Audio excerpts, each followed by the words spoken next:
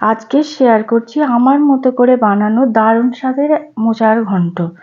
বাড়ির লোকেরা এই রেসিপিটা খেয়ে সবাই খুব প্রশংসা করেছিল। তো নমস্কার বন্ধুরা, আমি কৃষ্ণাস রেসিপিতে সবাইকে স্বাগত। তো বন্ধুরা সবাই ভালো আছেন তো? আশা করছি সবাই খুব ভালো আছেন। আজকে শেয়ার করছি দারুণ স্বাদের একটা রেসিপি। এই রেসিপিটা বাড়িতে একবার হলেও বানানোর অনুরোধ রইল। আর খেয়ে কেমন লাগলো কমেন্ট বক্সে কমেন্ট করে জানাতে ভুলবেন না কিন্তু। এবার দেখে নেওয়া যাক রেসিপিটা আমি কিভাবে বানালাম। প্রথমে মোচাটাকে ভালো করে কাটতে হবে। কাটার আগে মোচার এক একটা ফুলের মধ্যে শক্ত কাঠি থাকে, ওটাকে বের করে দিতে হবে। কারণ ওই কাঠি সেদ্ধ হয় না, মুখে পড়লে খুব বাজে লাগে। তারপর হাতে সর্ষের তেল মেখে নিতে হবে। এই সর্ষের তেল মাখার ফলে মোচা কাটার পর হাতে কালো খস লাগে না। তারপর কুচি কুচি করে কেটে নিতে হবে, আর কাটার সঙ্গে সঙ্গে হলুদ গোলা জলে ভিজিয়ে রাখতে হবে। এর কারণ হচ্ছে মোচায় একটা কালো কষ থাকে, এমনি রেখে দিলে মোচা কালো হয়ে যাবে, হলুদ গোলা জলে রাখলে কালো হবে না। এই রকম ভাবে 30 মিনিট রাখতে হবে।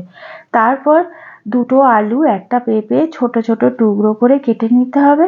ভালো করে জল দিয়ে ধুয়ে নিয়ে প্রেসার কুকারে আলু আর পেঁপে দিতে হবে, আর ওর মধ্যে দিয়ে দিতে হবে 1 চামচ করে নুন আর 1 চামচ হলুদ আর কিছুটা পরিমাণ মতো ছোলা। এই সব কিছু দিয়ে আর জল দিয়ে সেদ্ধ করে নিতে হবে। আর সেদ্ধ হয়ে গেলে জলটাকে আলাদা ঝরিয়ে রাখতে হবে। এইদিকে মোচার হলুদ গোলা জল ফেলে দিতে হবে, পরিষ্কার জল দিয়ে ভালো করে ধুয়ে নিতে হবে 2-3 বার। তারপর জল ঝরিয়ে নিতে হবে। জল ঝরে গেলে বেশ কিছুটা নুন, অর্থাৎ আমি এখানে 1 চামচের বেশি নুন দিয়ে ভালো করে মোচাটায় মেখে নিতে হবে। আর চটকে চটকে অনেকক্ষণ ধরে মাখতে হবে। 10 মিনিট মাখানোর পর রেখে দিতে হবে। তারপরে দেখবেন মোচায় অনেকটা নরম হয়ে গেছে আর নুন মাখানোর জন্য এর থেকে জল ছেড়েছে। এবার হাত দিয়ে চিপে চিপে মোচার মধ্যে সমস্ত জল ফেলে দিতে হবে। সমস্ত মোচার জল এইরকম ভাবে চিপে চিপে ফেলে দিয়ে এবার শুধু মোচাটাকে নিতে হবে। দেখবেন মোচাটা কতটা নরম হয়ে গেছে,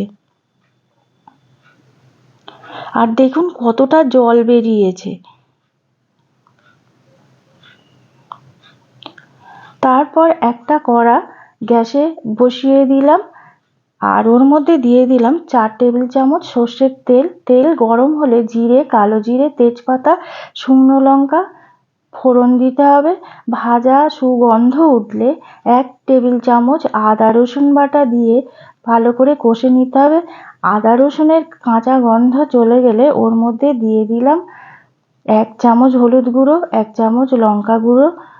তারপরে সমস্ত কিছু ভালো করে কষানোর পর জল ঝরানো পেঁপে আর আলু সেদ্ধ আর মোচা দিয়ে খুব ভালো করে কষাতে হবে। বেশ কিছুক্ষণ ধরে কষানোর পর ওর মধ্যে দিয়ে দিলাম 2 চামচ চিনি। এখানে যে যেমন মিষ্টি খাবেন সেই অনুযায়ী তরকারিতে চিনি দেবেন। একটু মিষ্টি মিষ্টি তরকারি ভালো লাগে। এবার দিলাম পেঁপে আলু সেদ্ধ জল আর একটু প্লেন জল। তরকারি যখন ফুটতে শুরু করবে ওর মধ্যে দিয়ে দিলাম 1 চামচ কাসুরি মেথি। একটু নেড়ে চেড়ে দিতে হবে। বেশিক্ষণ হতে সময় লাগবে না, কারণ আলু পেঁপে সেদ্ধ আছে আর মোচা সেদ্ধ হতে বেশি সময় লাগে না। গ্রেভি শুকনো হয়ে এলে ওর মধ্যে এবার দিয়ে দিলাম 1 চামচ গরম মশলা। ভালো করে নাড়িয়ে চাড়িয়ে নামিয়ে নিলেই রেডি দারুণ স্বাদের মোচার ঘন্ট। এখানে ঘি দিতে পারেন, আমি এখানে দিইনি কারণ ঘি ছিল না। তারপর ভাত রুটির সাথে পরিবেশন করে নিন। রেসিপি আর ভিডিও ভালো লাগলে লাইক, শেয়ার আর চ্যানেলটাকে সাবস্ক্রাইব করে দিতে ভুলবেন না প্লিজ। সবাই ভালো থাকবেন, সুস্থ থাকবেন, পরিবারের লোকজনদের সুস্থ রাখবেন। নমস্কার।